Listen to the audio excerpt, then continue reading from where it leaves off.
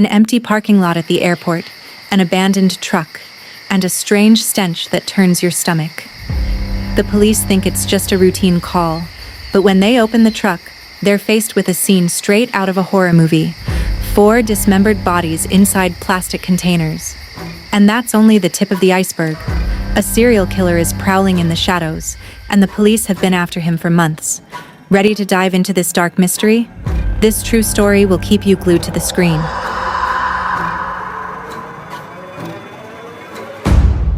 It all began on a sunny day in Grants, New Mexico, a small town where everybody knows each other.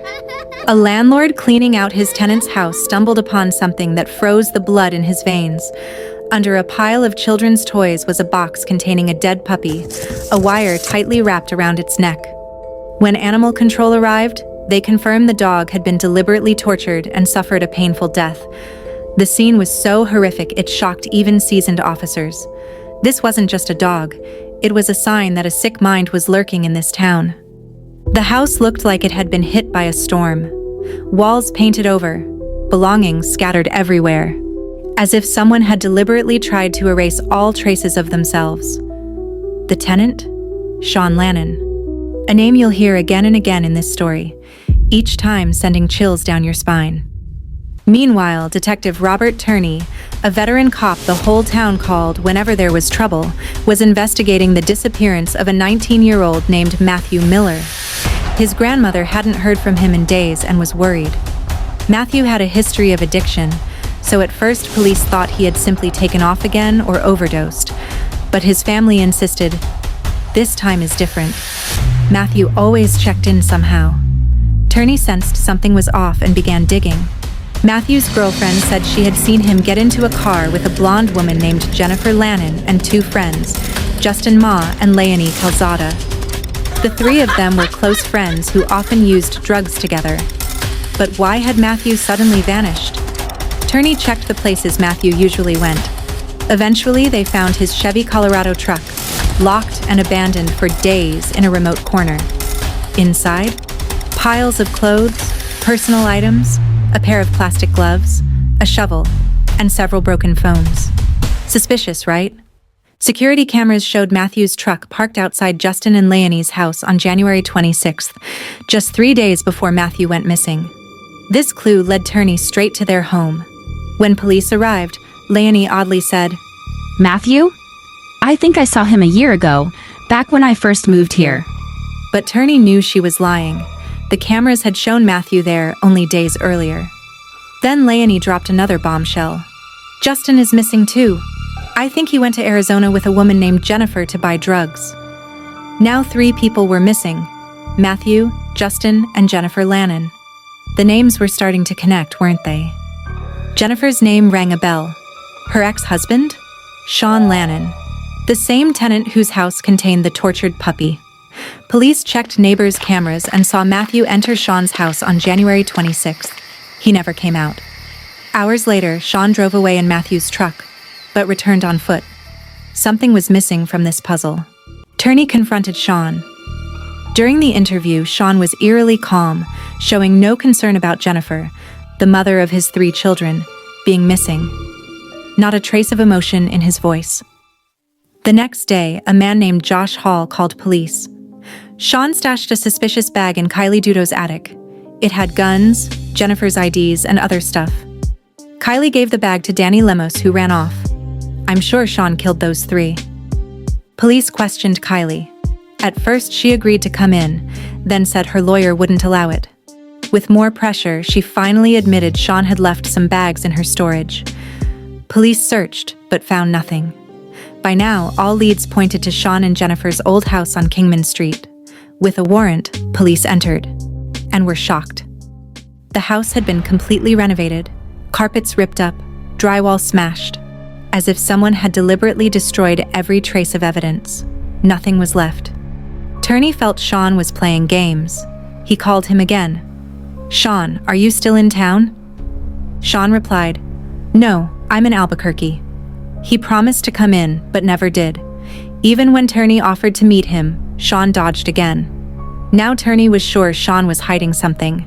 A deeper check revealed Shawn had an outstanding assault warrant from 2020. On February 25th, he was finally arrested in Albuquerque and brought back to Grants. During interrogation, Turney went straight to the point. "Why did you move Matthew's truck?"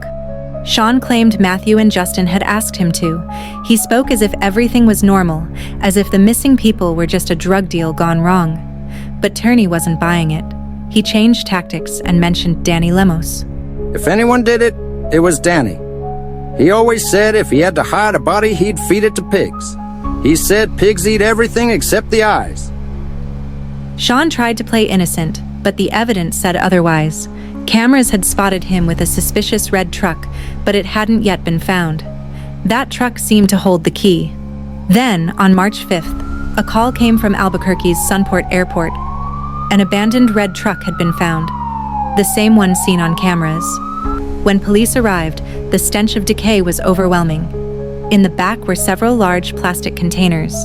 Inside, 4 dismembered bodies. Jennifer Lannon, shot at close range in the head. Justin Ma, shot and severely beaten. Matthew Miller, fatally bludgeoned. Randall, a postulon, the truck's owner, killed with a hammer. A bloody hammer lay beside him. There were also grisly tools, a serrated knife, a handsaw, bloody industrial gloves, like a mobile slaughterhouse. Airport cameras showed Shawn himself had driven the truck there on March 3rd and fled on foot. Now the killer had a name, Shawn Lannon. But before police could act, he vanished from Albuquerque. U.S. Marshals issued a nationwide alert. On March 9th came even darker news. Shawn was wanted for another murder, this time in New Jersey. The victim? Michael Debkowski, his former mentor, whom Shawn claimed had abused him as a child. Things were spiraling out of control. Shawn was becoming a full-fledged monster. Finally, on March 10th, U.S. Marshals found him in St. Louis, Missouri. He surrendered without resistance and was taken back to New Jersey. In interrogation with Turney, unexpectedly, he confessed everything. "I don't want to run anymore. I just want it to end." To hear Shawn's full confessions, make sure you watch the video till the end, and don't forget to like it. His confessions were like a horror movie. Jennifer, he claimed she wanted to die. After a drug binge, Shawn shot her in the head. Justin, lured with a meeting with Jennifer, then shot. Matthew came to help, but Shawn shot him too. Randall demanded more money, so Shawn killed him with a hammer in a fight. There were too many bodies, blood everywhere. I had to rip up the kids' room flooring. I painted the walls so nothing would show. Then he dropped another bomb. "I killed 11 more people." He claimed these 11, mostly drug dealers connected to Jennifer, had been buried in New Mexico's Malpais National Monument over the past 2 to 3 years. Police were skeptical. Despite extensive searches, no more bodies were found. Still, the claim haunts investigators. If it's true, where are the bodies? What about Danny Lemos? On March 25, 2021, he was arrested in Albuquerque. He admitted taking a gun from Kylie's house and selling it, but insisted he knew nothing else. After lengthy investigation, police cleared him and other suspects. Danny seemed to have been just a small pawn in this gruesome game. October 2022, Shawn was sentenced in New Jersey to 35 years in prison for Michael Debkowski's murder. May 2024. He confessed to killing Jennifer, Justin, Matthew, and Randall, receiving 4 consecutive 15-year sentences. Shawn is now in prison in New Jersey, but after that, he'll be transferred to New Mexico for another 60 years. This was the true story of a serial killer who operated in the shadows, until his secret was exposed inside an abandoned truck. Now what do you think? Do you believe those 11 other bodies are real? Or was Shawn just trying to mislead police? Tell us in the comments. If this story kept you hooked, don't forget to subscribe and hit the bell so you never miss our mysterious tales.